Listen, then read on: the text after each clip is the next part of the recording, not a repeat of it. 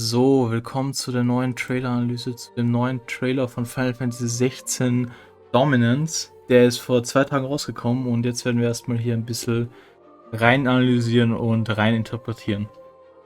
Der Trailer beginnt erstmal mit 2 Sätzen. Also, in a world ruled by tyranny and turmoil, there are those who would fight to take back control of their fate, was wahrscheinlich eine Anspielung auf Clive ist, den Hauptcharakter, der ja, wie wir später noch im Trailer erfahren werden, versucht die Dominance zu vereinen, damit die Icons nicht weiterhin für Krieg eingesetzt werden können und damit alle vereint unter einem Banner leben können. Das erste, was nach den 2 Sätzen im Trailer gezeigt wird, ist der Dominance von Garuda, Benedicta Harmon, und man sieht dann nochmal den Icon selber. Wir haben Benedicta Harmon auch schon im ersten Trailer gesehen, nur damals war noch nicht confirmed, dass sie der Dominance von Garuda ist. Was mit diesem Trailer natürlich confirmed wird. Und natürlich Ifrit aus dem ersten Trailer und Bahamut. Und dann werden ein paar Leute von Titan zerquetscht. So, hier ist sehr interessant. Clive und Jill haben vor dem Timeskip, weil wir wissen ja schon, dass es einen Timeskip gibt in Final Fantasy 16, gibt es ein Gespräch zwischen ihnen, in dem Jill Clive fragt, ob es wieder zu einem Krieg kommen wird. Er ist wahrscheinlich kurz darauf dann zu diesem Komplott kommt, wo dann sein Vater stirbt und dann wahrscheinlich der Timeskip dann losgeht. Und hier oben haben wir einen roten Stern, der komplett heraussticht hier. Das kann auch einfach nur so sein jetzt in der Szene, aber das könnte auch sein, dass das vielleicht entweder Ifrit oder Phoenix ist. Und das ist auch sehr interessant an einer Theorie, die ich später habe. Die werde ich euch dann später noch erklären. Lasst uns mal weitermachen mit dem Trailer. Hier haben wir dann vor dem Pre-Timeskip den Vater von Joshua und Clive. Wir haben das erste Mal Gameplay-Ausschnitte. Clive nach dem Timeskip gegen einen imperialen Lancer. Und hier haben wir erst zum ersten Mal die HUD sehen wir zum ersten Mal. Level 18, die HP-Anzeige, Perks, was sehr interessant ist. Und natürlich die Icons, die er hat, was auch später eine wichtige Rolle spielen wird. Dann hier nochmal Pre-Timeskip ruft der Vater von Joshua zum Krieg auf oder so. Keine Ahnung. Also die reiten da auf jeden Fall raus. Clive ist hier nirgends zu sehen. Hier ist Joshua, hier ist sein Vater. Und hier ist der... Ich glaube, das ist der Typ, der ihn umbringen wird. Da müsste ich mir den ersten Trailer nochmal anschauen dafür, um das richtig sagen zu können. Kurzer Einschub im Video. Ich habe mir den ersten Trailer nochmal angeschaut und es ist nicht der gleiche Typ, der den Vater von Joshua und Clive umbringt. Das ist ein anderer. So. Dann geht es hier weiter. Und hier ist auch wieder Gameplay-Ausschnitte. Clive nach dem Timeskip. Hier haben wir erstmal die Potion-Anzeige hier. 4 Potions, 3 High Potions, 2 Strength Potions. Alles auf dem D-Pad. Und rechts sehen wir Phoenix Shift Jump. Einen Jump-Button, einen Dedicated Jump-Button haben wir in dem Spiel. Fire und Attack. Fire ist wahrscheinlich spezifisch, welchen Icon man ausgerüstet hat. Und Attack ist halt Base Attack. Und hier sehen wir jetzt kurz eine Combo-Chain. Precision Dodge, Precision Counter, Burst Shot und Lunge und dann nochmal Burst Shot. Die benutzt der Rising Flames, was eine Icon-spezifische Attacke ist. Also hier ändert sich es nochmal von normalen Attack und Fire, ändert sich hier auf einmal auf Scarlet Cyclone und Rising Flames, was für Phoenix die beiden Base-Angriffe sein werden. Hier sehen wir dann, wie jemand mit einem Speer in das Audienz-Chamber des Empires reingeht. Hier haben wir wieder eine Gameplay-Szene, wo Clive gegen Orks kämpft. Hier ist er jetzt schon Level 33. Deadly Embrace, Garuda ausgerüstet, das Icon. Wicked Wheel Gorge. Und er hat jetzt diese Bars unter seiner Health Pool, die sich dann füllen, je mehr Kombos er macht. Hier sieht man auch schön, er macht eine Combo mit Garuda und switcht dann mit L2 auf Titan und macht dann einen Finisher.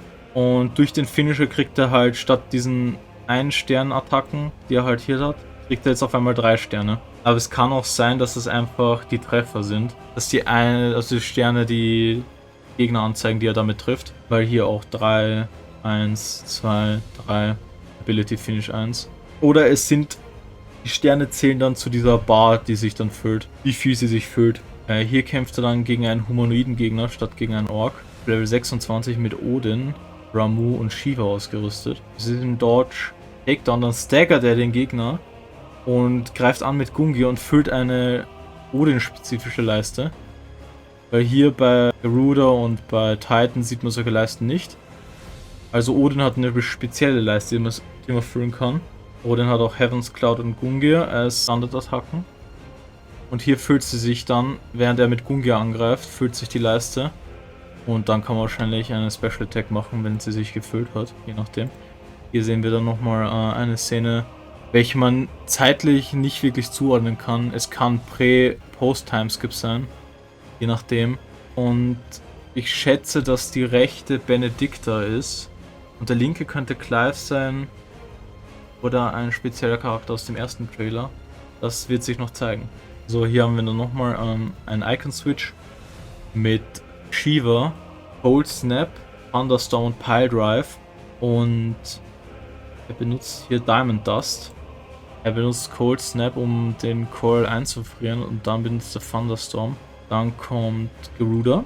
Dann kommt Clive wieder mit Garuda und zeigt wieder eine Combo her. Also ein Switch mit Combo zwischen Garuda und Phoenix. Dann sehen wir hier ein Battlefield und den Dominance von Titan, Hugo Kupka. Hier sehen wir dann nochmal eine Mid-Battle-Cutscene zwischen Hugo und Clive, wo Clive währenddessen Level 27 Phoenix, Garuda und Ramuh schon ausgerüstet hat. Das kann aber auch alles noch einfach so sein. Das muss nicht jetzt heißen, dass man die Icons schon hat während dieser Stelle im Game. Das kann auch nur während diesem Gameplay sein, was sie hergezeigt haben jetzt. Dann sehen wir hier nochmal ein paar Icon-Kämpfe. Shiva gegen Titan, Bahamut gegen Odin und hier Ifrit gegen Phoenix, sehr interessant. Phoenix setzt Hellfire ein gegen Ifrit und tötet sich irgendwie selber. Es kann sein, dass Phoenix einfach Hellfire eingesetzt hat, sich dann selbst umbringt und sich dann wieder rest. Nochmals eine kurze Anmerkung hier im Video. Ich habe nämlich nach dem Bearbeiten des Videos mir den Trailer nochmal angeschaut und Hellfire ist in Final Fantasy im Universum eine Signature Attack von Ifrit.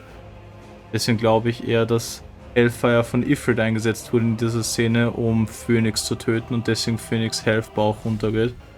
Ich glaube nicht, dass Phoenix Hellfire eingesetzt hat.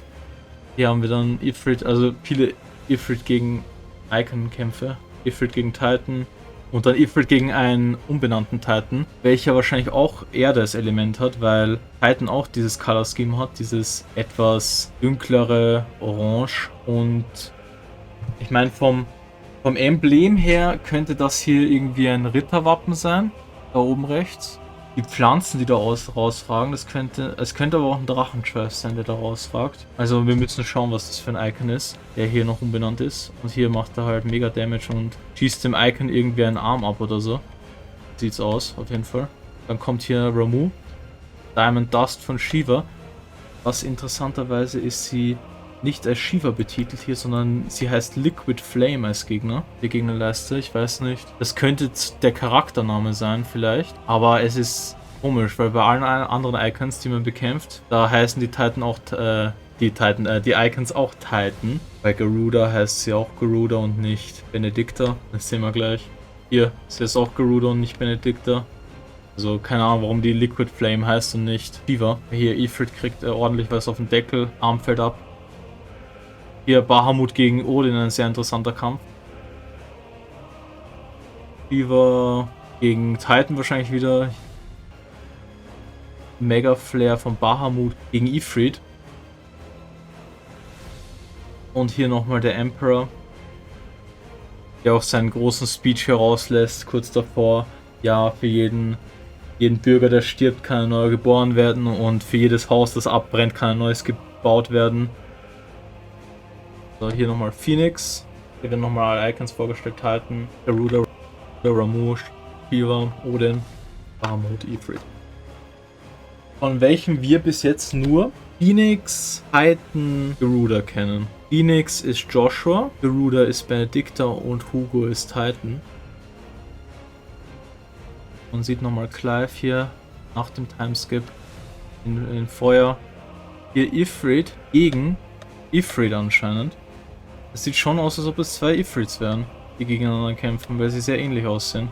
Während dieser Szene sagt dann nochmal eine mysteriöse Stimme, dass es Awakened Child of Fate, Awaken Ifrit. Und das leitet mich dann über in meine Theorie, welcher Charakter eigentlich der Dominance von Ifrit ist, weil Ifrit ja quasi die Driving Main Antagonistic Force, weil ja Ifrit, im ersten Trailer haben wir gesehen, Ifrit quasi Phoenix besiegt und Joshua tötet. Und meine Theorie ist, dass es ist sehr weit hergeholt auf jeden Fall, aber ich würde sagen, dass die Adoptivschwester von Joshua und Clive, Jill, der Host bzw. der Dominance von Ifrit ist, weil der Typ Awaken Child of Fate gesagt hat, Awaken Ifrit, und Jill ist ja quasi adoptiert worden, nachdem sie von den Northern Tribes, ich glaube, entführt. Und es könnte quasi so ein Naruto-Schema sein, quasi, sie in ihr Ifrit versiegelt haben. Die kann das nicht kontrollieren und dann tötet sie halt Joshua oder so, Pre-Timeskip. Und deswegen will Clive quasi